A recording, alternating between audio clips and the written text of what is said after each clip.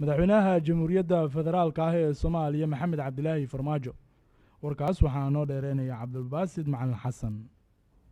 madaxweynaha jamhuuriyadda federaalka Soomaaliya mudane Maxamed Cabdulaahi Farmaajo ayaa magaalada Barakeysan ee Makka kaga qayb gali doona shir madaxeedka ururka iskaashiga Islaamka IOC meertada 14 ee shir madaxeedka ururka iskaashiga Islaamka oo lagu marti qaaday hogaamiyaasha 7 dal ee ku bohoobay ururkan ayaa waxa lagaga arinsanaya la dagaalanka argagixisada iyo fikirka gurracan ee xagjirnimada qadiyadda Falastiin iyo dhibaatooyinka cunsuriyadeed ee ka dhanka muslimiinta. sidoo kale madaxweyne Maxamed Cabdulaahi Farmaajo ayaa isla magaalada Barakeysan ee Makka kaga qayb gali doona maalinta berri ah shir aan caadi ahayn oo ay isugu imaanayaan madaxda dalalka jaamacadaha carabta kaas oo lagaga hadlayo xaaladaha ugu dambeeyay ee dalkaas adanaha wada jirka ee ka dhaxeeya iyo sidii loogu midoobi lahaa dhibaatooyinka iyo caqabadaha ku xeeran dawladaha iyo shucuubta carbeed.